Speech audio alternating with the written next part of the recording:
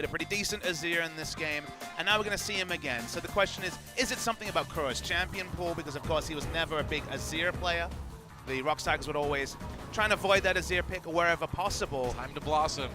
Or is there something else? Exactly. Is this really a legitimate chance for him to lead from the front? It's a great opportunity. It's a match they're expected to win. Sure. But it's a big change, because when they had Sylph, their previous mid lane sub, he was very much a nominal sub. We never saw him play. It didn't look like there was any real indication that he'd play. But to be fair, we didn't really expect Cry to play, and they're really challenging that expectation and giving him a chance to actually stake a claim. Yeah.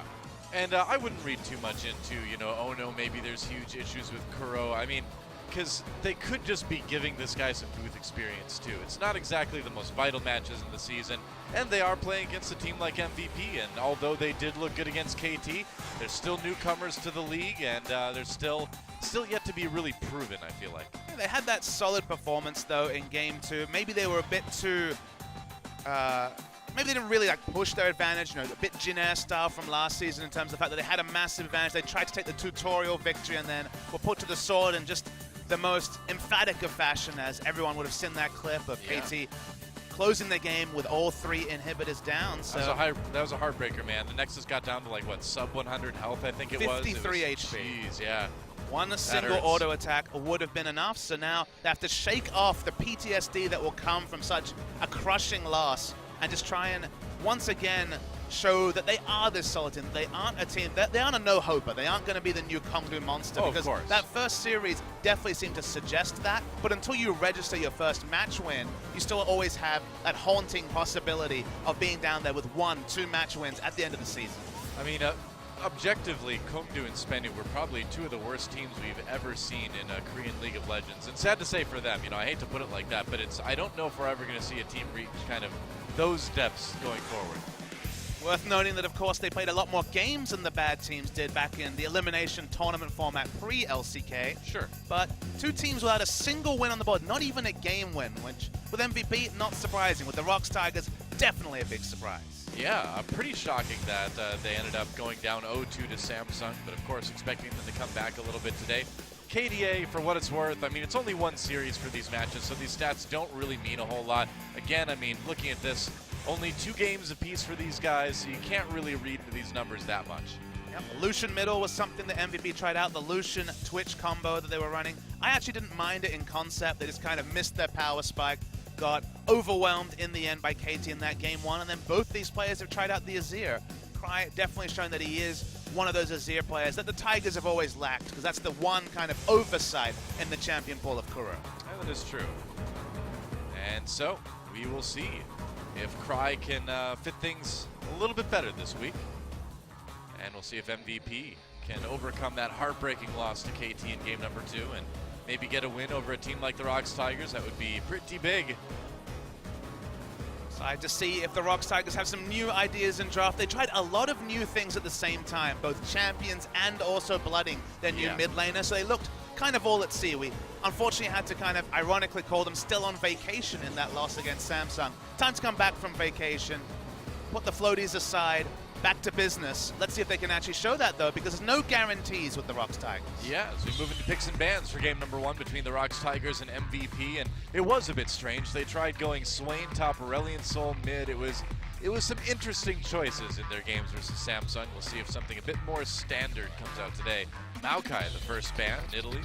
Nothing but standard there. So look, the big bans, as you say, were a bit scattered, and again, they tried out Cry in the game too, but there were other things. For example, Smeb had perhaps his worst performance as a member of the Rox Tigers organization. He was objectively poor, specifically on the Fizz, messing up mechanically multiple times in a way that just he hasn't done on this lineup. And Gorilla also can't avoid criticism. He was dying in the front line, in the back line of both Bard and Alistair, 2 very different types of support. So in many different ways, they looked like they were on vacation form, or they were just not taking the series as seriously as they needed to. And Samsung were the deserved winner. There was no upset there. Samsung played much stronger than the Rox Tigers. And the question is, can they actually put that out and put in a good performance today?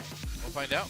So Maokai, LeBIanc, Ryze, the bans for the Rox Tigers. Meanwhile, Nidalee, Kindred, Ekko taken out by MVP. So yesterday you and I were casting and we saw the jungle get squeezed a lot. Not so much the case today with only that Nidalee ban. It's going to be a Trundle first pick for the Rox Tigers. Interesting. Trundle reached over a champion like Lucian. That's a notable that made it through. This is a flex pick for MVP, given they've already shown that they play it in the mid lane. I don't think we're going to see Alawi, but I think increasingly with all the buffs that have come her way, we will see an Alawi in the near future. Trundle, it's worth noting, with the QSS changes, now there's no answer to the Subjugate. Unless you're going to go for a damage top laner that doesn't build resist, you're going to be shredded if you are one of those meta tanks, or even the Rek'Sai from the jungle. So I expected Trundle to be a priority pick, but it hasn't been so far. And given what's available on the board, it's surprising to see it as a first pick, at least in this series. Yeah, the first pick is the shocking part to me. I mean, no doubt it's a good champion, but it's been picked in the past as response to some bigger tanks that have been picked up by the other team. So to first pick it, I wonder where it's going to go. If it's going to go top or support. Looks like the Azir is going to go along with the Rek'Sai for the pickups for MVP. We'll see where Rox go with their draft. They've been picking very quickly. They continue to do so. Prey will be the latest to try his hand at the Caitlyn, a champion that was big at MSI, was a complete non-factor in Champion Spring, and now in the LCK Summer has risen up in popularity. It is one of those good laning matchups against a champion like Lucian, so it might effectively be a bit of a blocker pick against the champion. Now, Lucian can get through the lane, is still relatively safe, but Caitlyn makes his life hell to some extent. True enough. That range really does make it tough, not to mention all the traps sitting around too. So maybe the Taric pick for Max. They're thinking about it.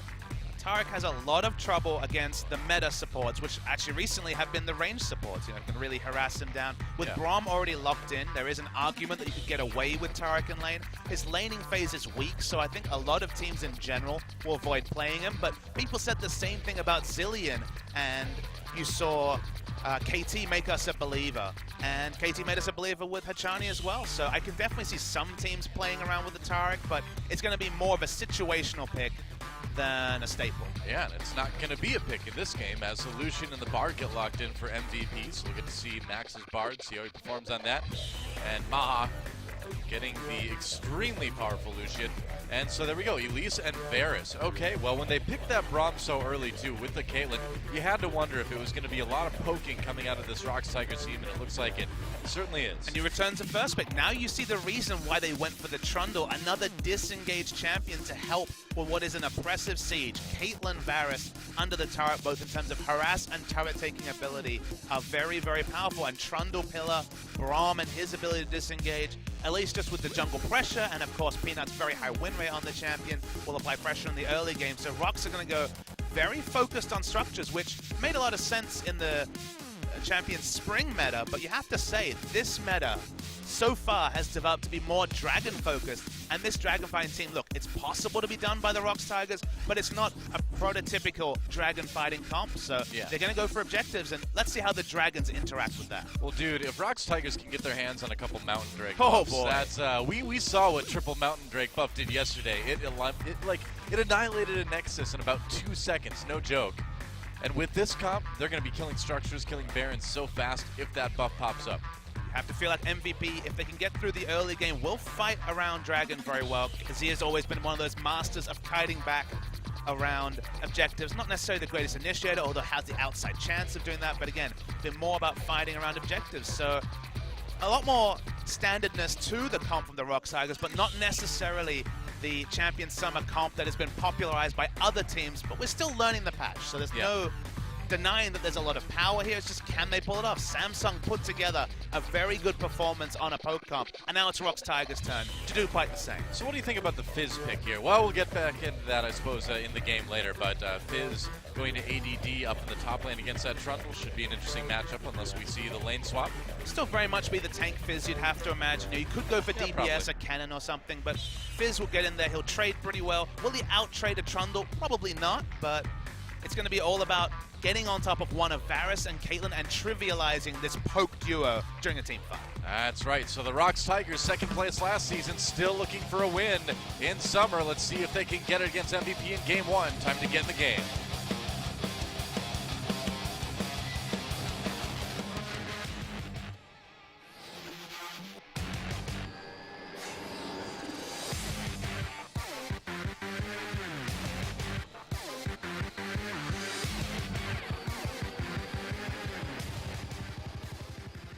Welcome to Summoner's Rift for our first game of the night.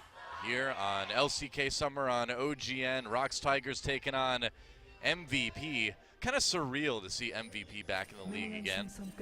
Casting them way back in 2013. When I cast their first match last week, I noted that it was in almost exactly a 2-year absence from League of Legends for the MVP organization, a very famous multi-esport organization in Korea. Yeah, very successful in StarCraft 2. Had a lot of team league victories, some individual league victories, and pretty good branching into LoL too. They beat CJ Blaze way back in 2013. Eventually, Samsung bought them out, and we all know what those Samsung teams did. And it was just before Season 3 Worlds that Ozone, of course, went to and were to some degree embarrassed at, but then of course went on in Season 4 to have all that success. Yeah. And now they're back. You know, just after Season 5 Worlds, we saw the team, the MVP org, announce they wanted to get back into League of Legends. No one knew if that was to say buy Kongdu Monster's spot or something along those lines. Instead, they went for establishing a challenger lineup. They made it through challenges in first spot, finished second after playoffs, but still were very impressive. It's Rox going for an invade. A Gorilla walking right into that brush takes a lot of damage from the Bard, from the Caitlyn immediately. He's got to run. And so, they wanted to harass, but instead, getting caught there. Not a great start for Prey and Gorilla in the bot lane. Had very shallow visions. They were just expecting a lane swap, given how oppressive Caitlyn usually is in a Lucian lane. And it was smart camp from MVP, so they got that early trading advantage, but basically only get one biscuit out of Gorilla as a result. Yeah. In this top lane, too. We'll have to see how Smeb and ADD do in this matchup. And like you mentioned, Smeb looked pretty rough against Samsung. And this guy's crazy, right? Because he used to be seriously one of the worst top laners in Korea when he played for Incredible Miracle. Kind of disappeared off the face of the earth for a while, but when he joined the Tigers, he became like a whole different player. ADD very, very low. There's a flash, and Smeb picks up that first blood. There you have it. Gets the duel win immediately 2 minutes into the game. He wins a duel against a top laner with Ignite. Now, the reason he did that is with the Doran shield, he had extra health. I was actually going to wonder, because of course you lose trades overall with less sustain. LeBIanc's looking for a gank. ADD comes back. They don't know Peanut's there, though. They're going to try to jump onto Smeb. Peanut comes in. Nice knockup from the Rek'Sai, though. Looks like Smeb will go down. Answering kill comes in for MVP, but more revenge for the Rox Tigers and beyond. Can he finish off Peanut? Looks like he might just barely not be able to do it. Ooh, nice cocoon from Peanut. Beyond takes a turret hit. In the end, though, 2-1 are the kills in favor of the Rox Tigers. It's really nice pathing from Peanut. He knew exactly what to expect. He also predicted Beyond's roam. They've gotten 2 kills onto the Fizz, who now has to walk back to lane, miss a lot of experience. Remember, Trundle was I'm going to watch the replay. This is, again, the Doran shield is the big difference. If ADD had respected the item, he would have realized that he would have won the trades eventually just because he had so much more sustain. But instead went for the all-in with Ignite and just miscalculated because you don't respect people starting Doran shield. It's been the corrupting potion start almost exclusively throughout 2016, and something different from Smeb, and a big result comes from it. Well, I mean, and now Smeb has that double longsword too, so he's going to be hitting like a truck early on against this Fizz in lane, and with ADD having 2 deaths already, it's a pretty rough start. It's the matchup for MVP. So usually Trundle has to itemize Tiamat just to match an enemy tank that has really strong AoE wave clear. Most of them do. Maokai, for example, with the saplings and the arcane smash. Fizz is very similar in that top lane Fizz doesn't get to max Playful Trickster, so you don't have AoE wave clear. When the Tiamat's completed, Trundle's actually going to have the shoving advantage. This is one of the few matchups in League where he will have that shoving advantage. And with the double longsword, the trades are looking pretty good too. They are. A lot of minion damage in that trade, though. So Smeb does have to be a little bit more careful. With the passive, though, you know, every time his minions come down, the King's Tribute will keep him topped up. So sustain-wise, he'll be doing just fine. Absolutely right. Here comes Beyond, maybe trying to go for a play on the bot lane. Prey and Gorilla don't seem to know he's there. Doesn't really have any vision. I don't think they caught him with the Rift Sculler because he pummeled him, if I remember right. No, but he didn't. He didn't. Never mind. He was caught by the blue ward that just timed out, so they are aware of him being there. Prey is using the most obnoxious the most obnoxious Caitlyn chroma. The fabulous pink Caitlyn. Oh yes. Tarek is jealous. One day we'll see the duo, Tarek and pink Caitlyn. That's right. The dream. So, A little bit of along the action. Meanwhile, Peanut infiltrating the enemy jungle just a bit. Very risky though. If you notice, Varus was teleporting back at the time, so had no lane pressure in mid. So even though they had an item advantage in top, that was risky from Peanut. Yeah. Turns around onto ADD, and all of this is just serving to get Smeb just a little bit farther ahead too, which is pretty nice for him. Cry this game has gone for the summoner spell heal, so going for a laning summoner compared to Tempt, who was running the teleport Varus yesterday. Worth noting that, of course, that's basically an ever special. No other team really goes for teleport Varus because his teleport ganks kind of counterintuitive. You want him in the back line, not flanking in the front line. Yeah.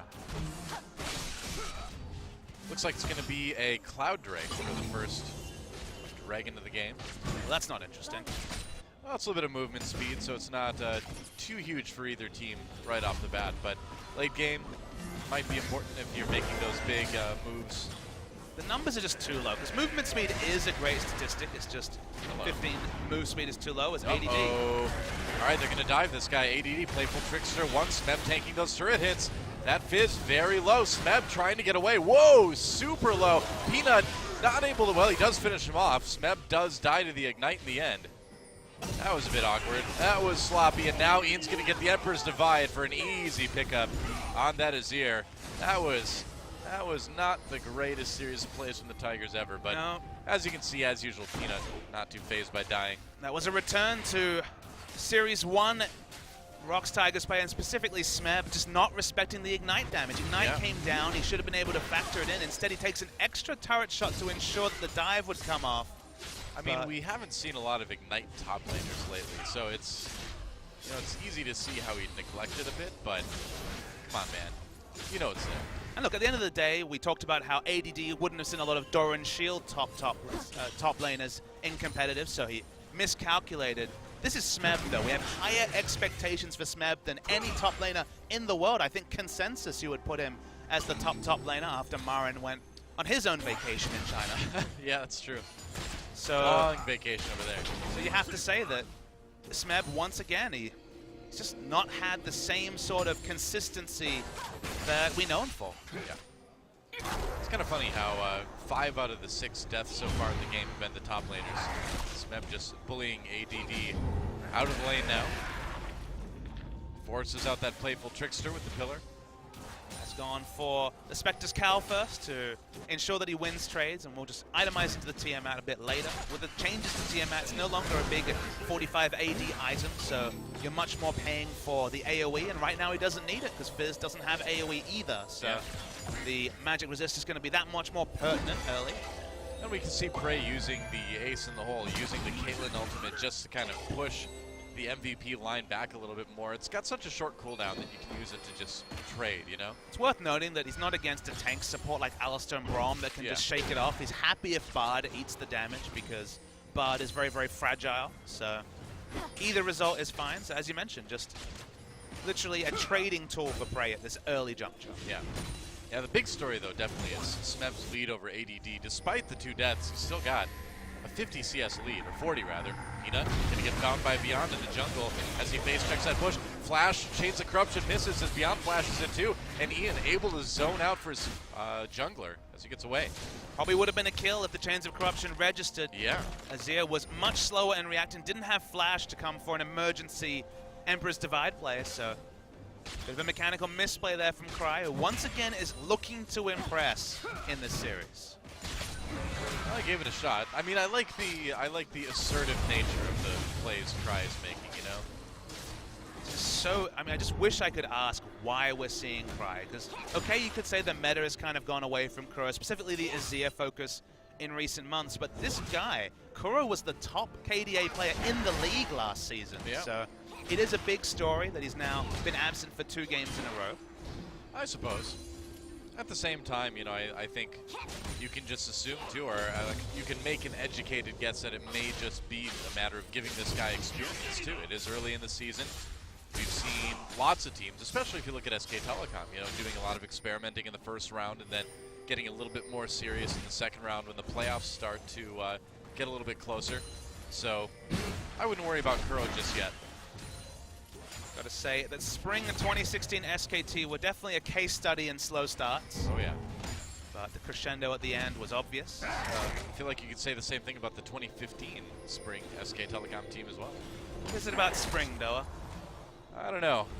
It's makes him feel a bit lazy, I guess. Guess so. Why not? Now starting up the Rift Herald. I have to imagine this will be passed over to Trundle, a melee top. Gets so many benefits out of the glimpse of the Void buff. You'd think so, but he's not coming down. ADD actually the first top laner to respond to the area, but can't face check. I suppose they may just give this to Peanut. Yeah, alright. So they're probably going to give that over to Peanut. Smeb just dealing with ADD in the meantime. Gonna slow him down with the pillar. Peanut's coming up. Braum is there too. Gorilla might help him make a play. There's the repel. Can they catch him? Fizz drops the ultimate. Lands it, but dies. Meanwhile, Max trying to make the play on the Cry, but Cry dodges everything. Lands that Chains of Corruption. Ian very, very low, but Cry can't quite finish him off. Those moves from Cry were really good, though. Yeah, they were. That was actually a really smooth passage of play, a deft sidestep. Deserved more, was one auto away from a kill. And just as a bit of bookkeeping, the reason why we're seeing so much attention to top, we have to remember again that Ignite Summoner spell, no flash. The moment that you see Playful Trickster down, it's about a 12-second cooldown, given the fact that you're not maxing at first, so an easy lane to gank, and that's why we see the wraparounds from Elise whenever possible. Right. Yeah, they can really take advantage of that Fizz. 4 deaths in 12 minutes definitely qualifies as taking advantage. I would say so. Definitely seems that way. It's now up to nearly a 50 CS lead for Smeb in the top lane. And just farming wars in bot. Which suits the Lucian. It is a tough matchup. The Bard gives some laning presence, but sustain is something that is only available in short supply from the Bard, so you'll take a 10 CS disadvantage against someone as oppressive in lane as Caitlyn. Oh yeah. Natural itemization is going to be there for the Lucian. Worth noting that, of course, he can go the Yomu's Ghostblade, Black Cleaver, and have a 2-item build that Caitlyn just doesn't have the same ability to naturally itemize into. Now, we've been seeing a couple different Caitlyn builds. We saw Infinity Edge first. I forget who that was on, but it seems a bit risky. You know, I mean, normally you'd go for the Hurricane, right, for the wave clearance stuff, but the way Prey's building, what do you think? I think it's going to be the Hurricane. Normally it is. But it's worth noting that MaHa has a BF sword, so yeah, it is probably going to be the Essence Revolution, so looking for more of the late game multiplication of stats from the Essence Reaver rather than necessarily the 2-item power spike. So an option for MVP was to try to double down on the mid game, and instead they're giving themselves some insurance for if it goes late. True. Peanut able to clear out that pink ward, which always feels good. Infinity Edge first, you know, Monty touched on it during the broadcast. The big issue there is that when they remove the extra crit percentage from the build, you get so little from building it. It only really becomes efficient when you're building other crit items. So outside of a lucky crit from a headshot, you get so much little value as Caitlyn that unless you're, say, Jhin, I don't think Infinity Edge burst is realistic for any other AD carry. Here comes Beyond, down to the bot lane. Pings from MVP. And the Rox Tigers backing off. They knew he was coming. Still, no moves for that dragon, and I know it is just a cloud drag. It's not super valuable, but you want to get what comes next, maybe.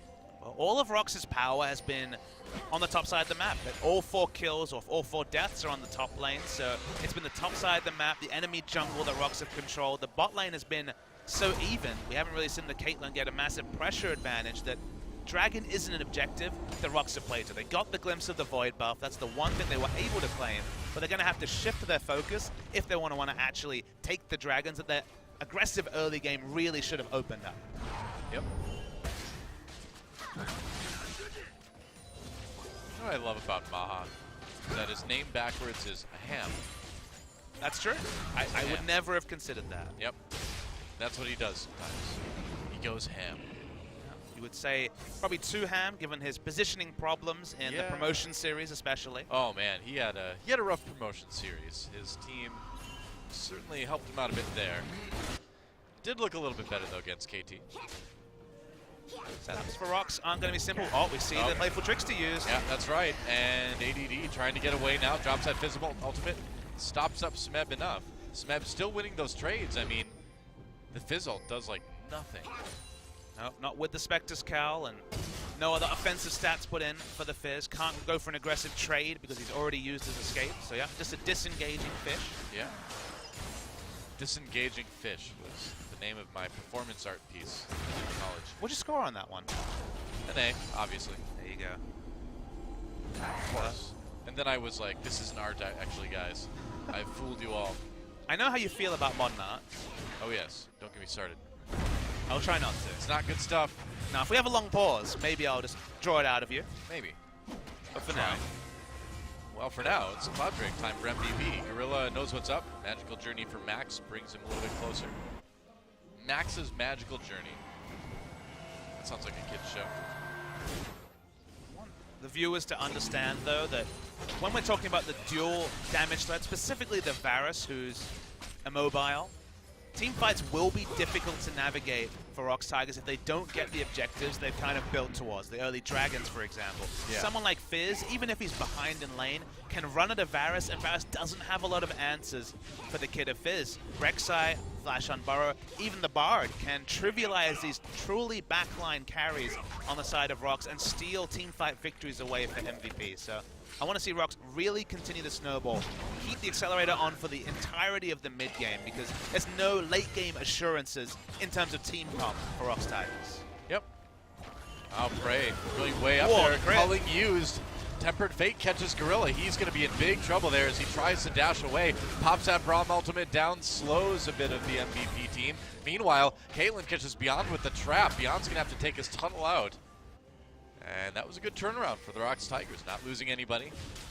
Dealing a lot of damage to MaHa in the end. Rapid Fire Cannon was the first completion. We saw a Rapid Fire Cannon yeah. crit come on to Lucian. It's what meant that he couldn't actually go aggressive, had to back away after the first salvo of damage, because he got too low, and then of course no damage left on Rek'Sai Bard to actually harass. So Rock's going to be able to push in, get a lot of turret damage. Elise finally gets over to the Cloud Drake, so a lot of advantages stacked, and that was a fight that was initiated by MVP. Yeah, so with that rapid fire cannon, it really seems like Rox Tigers are just really, really into the idea of sieging this game. If you could keep the laning phase going forever, you'd be so happy with Rapid Fire Cannon, because now you just have the world's most obnoxious range advantage over Lucian. You walk in when you have the Rapid Fire Cannon procs, and if you get a crit on a headshot, Lucian is just out of return damage range. So yeah, that works out well. We'll see MVP rotating around mid. They did a lot of turret damage. Yeah, they nearly take down that mid turret. Don't quite get it. That was their trade for the dragon anyway. But Prey also didn't get the bot turret down, which is going to be super, super low. Yeah. Again, extending the laning phase is fine for the Caitlyn, but obviously if they lost in terms of objectives, that would have been a pretty big problem. So Ocean Drake next as well. We saw that on the wall of the Dragon Pit. Out of combat stats only is what we're learning in this game. Yep. Apparently so. So if you're leaving this turret up, it's basically to bait the enemy to overextend in lane. So no surprise that Elise is now bottom lane. This is what teams will do. They'll leave a turret at 1 HP and then go for a turret dive. They're kind of sussed out this time by Max, but nice, at least forethought to Rox Tigers, sort of thing they weren't showing in their first series last week. Pretty much. Still waiting for those first big team fights, but I suppose Rox Tigers doesn't really want those, do they? I mean, Smeb's the one exception. He's ready to trundle people. He's still 50 CS ahead of his opponent. I mean, Peanut's 3-1-0 too. He's had a pretty monster game on this Elise so far. He's going to go the damage route. We've seen basically only full tank Elise this season. Randuin's first true item after jungle enchant, but Runeglaive into Ryze, so more of the battle bruiser AP damage build from Peanut. Hello. Found ADD. It's 2-level advantage and a lot of gold. So. Oh yeah. And there goes the first turn of the game in favor of the Rox Tigers. Prey finally pushes down the tier 1 in bot lane. Worth noting that both team comps are going to have the struggle of working out where to plant their duo lane in the mid game. Now that the turret's down, Caitlyn wants to go mid, but putting Varus in a side lane 1v2 without a teleport is basically suicide from a team comp perspective. So probably going to have to see some stacking in mid and maybe try to get down this Azir turret in mid lane. Could be. For now, though, just some backs. We'll see what Prey buys. Looks like just a few more pieces for what could be an Infinity Edge. Heavily expecting that to be the next purchase. Flat AD with the attack speed he already has, and just being Caitlyn means that entering lane and taking turrets is very much the story for Caitlyn. Wow, Smeb is just being relentless up in this top lane as far as pushing ADD away. Peanut coming up for a possible gank here, looping around from behind. Can he land the Cocoon? ADD trying to escape, Spiderling's thrown in, Fizz ult thrown out, Cocoon misses, doesn't matter though. And that was a bit cleaner as far as ganks go. Prey is right there too to help them take down the turret. MVP wanting to respond to the mid lane though. Yeah, will be across the mid lane turret. Cry actually used his piercing arrow to harass instead of wave clear. To be fair to him, he wouldn't have instant cleared the minion wave, Yeah, but it was spread out anyway. that basically meant that MVP could walk up and take mid lane turret, which not the greatest trade 1 for 2, but if you're going to take one turret, the outer mid lane is the one to get. I suppose. It's still a solid lead for the Rox Tigers at the moment. About 4K gold ahead. Now Caitlyn is very much online. It's Oh yeah. not quite the same 2-item build that Lucian gets access to, the Black Cleaver Yomu's Ghostblade that we aren't going to see this game, but basically ruins mid-game team fights. But it still has a lot of power, and Caitlyn is going to be so powerful at entering lanes, both in a trading sense against the Lucian that she outranges, but also taking turrets like she's done in bot and top lane, and looks like coming to pinch the mid lane and get all these mid lane turrets out pre-25 minutes, which would be great timing for the Rox Tigers. Right. Time to take a mid lane turret. If you're the Rox Tigers, and they should be able to get it. Well, Tempered Fate used. Smeb still pounding away, and they'll get it. All 3 outer turrets out now. No magical journey for you, Max. Smeb's going to take it instead. It's like, this is my magical journey. Braum ult knocks up beyond. The Q from Braum doesn't hit Ian, though. Rox Tigers still bulldozing their way through this mid lane. There goes the tier 2. ADD coming from the side. Dodges a Cocoon with the Playful Trickster. No flanking options available. And a parting headshot from Prey. That was actually a really big mistake from ADD. He too late channeled his teleport on the turret that was clearly going to die too fast. We're going to see the replay. So the first turret comes out, just another zoning a couple of spells onto Ian means he's completely chunked out, but the teleport is so late that he's not able to respond, and suddenly he can't go for an aggressive move because Bard's already dead. So flanking's not an option. Now he can only come defensively, and it's going to be defensive Fizz that against Caitlyn and Varus is basically just going to eat damage because he certainly doesn't have any wave clear to contribute. So if you're not going to hit the teleport timing and you're going to lose lane, you're going to go a long way to really helping the Rox Tigers get that steadying victory that they're clearly craving. I feel like Smeb just took that magical journey to spite Max. You gotta wonder what Trundle would sound like going through it. He's probably like, yeah. So, you know, we always talk about the mana Magi's picks when a team's way ahead. Is there a mana magical journey take? Oh yeah, totally. Mannerful journey, manner journey, I don't know. You're going too hard on this one, though. I don't know what you'd say, but there's definitely something. Oh, Prey taking some turrets. Ooh, nice flash Cocoon from Peanut. Easy gank there. Good pick for the Rox Tigers as they do a bit of damage to that tier 2 as well. Crucially, blows his flash as well. Now we're going to see 2 members come onto Smeb. Yeah, Smeb may be in a little bit of trouble here. He's very tanky. Nice pillar, traps MaHa. He's going to have to get out of there. ADD still trying to fight the Brambleback. He's taking the long way home, I guess. It's like, I'm out of here. You guys are crazy. Whoa, oh, Ian somehow escapes again. Q on the Max. No magical journey for you. You are not allowed. Magical journey magically denied.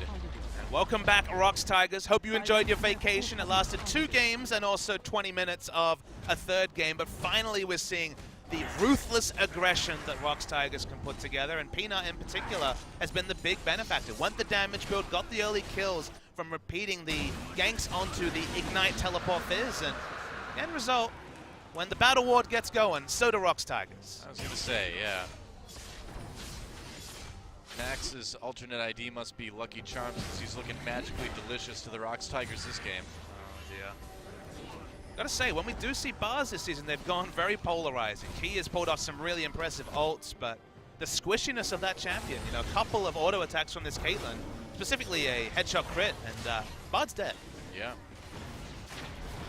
Very true. Rox Tigers also claimed the Ocean Drake, so they've got that regen, which is actually really good for a siege comp. And honestly, the movement speed helps them move between lanes now as they have the MVP team push back to base. So these Drake buffs for this comp, pretty good. Interesting to see what the third one is. If it is Mountain, which you have to say this comp prefers, crazy to think that anyone would opt out of Infernal, especially later in the game with items put together, but Mountain in a Siege comp helps them take Baron as well, as Peanut might be caught. What are you doing, buddy? All right, well, Peanut just gets completely caught. Gonna repel. Will he escape? Comes right down to that Fizz ultimate. He doesn't make it out. There's a kill for ADD. Gorilla trapped up too. Emperor's Divide pushes Smeb back into the enemy team. Gorilla trying to live. Tempered Fate not hitting anybody. Prey gets some damage on the Beyond. ADD comes in. Trouble, a double kill already though for Cry. He's gonna flash ahead. Goes for the triple. Gets it. Nice Q onto ADD. As Cry wants that Quadra, he's chasing. ADD the only one left. And Prey, oh, he gets the Quadra. Talk about the timing for those skills. Not bad. Raining 80 damage from range from both the Varus and Caitlyn, the damage duo that the Rox Tigers locked in this game. Cry opened that fight by missing Chains of Corruption, but really made up for it with the Quadra. And again, that just shows how far ahead Rox are, that they can basically have Peanut be a complete non-factor in a fight, even at his previously 4-1 status, and win comfortably. Yeah, I mean, when it comes down to it, there's just a lot of long-range damage coming out of this team. Let's look at this fight again. Peanut just getting caught to start things off. I mean, a lot of the gold lead is on Peanut, and he is trivialized completely in this fight, being far too aggressive. Chains of Corruption misses, and you're like, oh, is this the Rox Tigers really surrendering what has been a good 10-minute passage or so from them? But you have to remember that in the backline, Prey is free hitting, and in the front line, Cry is free hitting. Pops the summoner heal, got the passive proc from getting the first kill, and the attack speed and all the ADs put together is clearly massive. And then watching for this is what happens with Fizz. Low mana, doesn't have that cooldown for the Playful Trickster. And 2 cells, goodbye.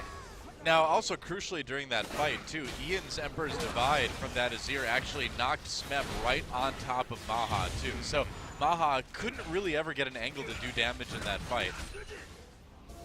So it was a tough one for MVP overall, and I think that's just kind of sealed the deal as Rox Tigers pick up the Baron now, and they're ready to knock down some inhibitors. Definitely a bad look. Smeb also has gone for the Frozen Heart. Usually we expect Iceborne Gauntlet, but you're against the Azir, and I guess to some degree the Fizz, let alone an 80 carry, so attack speed debuff relevant. Chains of Corruption hits. Yeah, it's on MaHa. Nice flash from Peanut. They're going in. Whoa, that's a lot of damage. Braum ult slowing down the counter engage from MVP. Tempered Fate does hit Cry for the moment, but the crying is all on the MVP side right now, as it looks like this game is pretty much over. Max slowed down by Smeb. There goes the inhibitor. And will the Rox Tigers finish off? Oh, okay, they're going to just leave it for now. I suppose some people have lost some health, so they'll play it slower. They'll play it safer. Another Baron buff, so at least they can recall fast and get some cool item pickups. You know, and Baron buff lasts longer now, too, so you've got more time to, you know, maybe get one recall in and go back to the Siege. Definitely the potential for that 11,000 plus gold lead for Rox Tigers. You know, this is what you would have said preseason when someone told you Rox Tigers versus the second place qualifier from the challenger scene. You see what I see, Papa Smithy? What am I looking for, Doa? It was indeed a Mountain Drake icon in the Dragon Pit, and although we're at the point in the game where that may not matter a whole lot, it at least would help Rox Tigers close things pretty quick. I don't think they need any help this game, Doa. I don't think so. In another either. game where they were 10 kills down from here, if they were 3 to 4, absolutely, but yeah, they don't need no Mountain Drakes. They've got... They're an independent team. They don't need no Mountain Drakes. Exactly. Well, MVP needs a lot of stuff right now. They need a couple of Mountain Drakes. Yeah, they need like several Drakes of various shapes and sizes and abilities. Smeb just pushing up the mid lane, getting those Baron minions onto the Nexus turrets even. Prey setting up the great wall of traps. Smeb trying to get away. I don't know what that Fizz ult was supposed to do, but it didn't hit anybody. Push up. Kuhn misses, but I don't think Rox are done. Yep. And there goes the second inhibitor. Rox Tigers taking that without issue. And will they stick around? Cry hit by that Tempered Fate, but no follow-up. ADD goes in, immediately blown up. Beyond tries his luck. That Rek'Sai goes down fast. Another double kill as Gorilla gets low, but doesn't quite die yet. Cry did get taken out in the end. MaHa eaten by a troll. Oh boy. And Max, the last one standing, the last one to watch his base fall. And the Rox Tigers looking very, very good here in game number 1. I mean, they played a Siege comp, they played it well, and that's going to be it. Very much played themselves into confidence though, Doa. They still made some mistakes this game. It was certainly not a flawless victory by the Rox Tigers, but a steadying one. This is what they needed to show. It was still very much a quintessential Rox Tigers performance, but still, those issues that will become clear on Varus, specifically Smeb, not respecting Ignite damage, dying to an extra turret shot that he had no reason to, but you can cast that out of your mind. Cry also missed a lot of Chains of Corruption, but bought himself a reprieve with a classy quadra kill. Probably going to get another chance to play in Game 2 as well and keep staking his claim as Kuro watches on from the bench. I mean, he looked good. Ended up 7-1-3 on that Varus. And if we know anything about Varus, he probably has the most damage to champions. Probably. He tends to do that. Caitlyn tends to do a lot of damage. Oh, yes. Caitlyn got a lot of auto attacks off and went the Infinity Edge build, so outside chance. We'll get confirmation, I'm sure, on the screen soon. But Varus has been by far the highest average damage dealer in Champions this season. That's right. So a win for the Rox Tigers on their way to what certainly could be a 2-0 against MVP. Then again, you never know. You never know. A lot of players returning to form. Peanut had a very aggressive, smart pathing jungling game. The other thing, too, to factor is that ADD got shut down so hard early on that really set the whole team back. That Fizz pick not working out. Look at this. Caitlyn did actually pip out the Varus, so the early Infinity Edge pickup and the AoE crits that we were getting in the late game allowed Prey to jump ahead of a Varus. No mean feat, given just how much poke damage Varus can do, but there wasn't much poking. They were just basically killing champions whenever they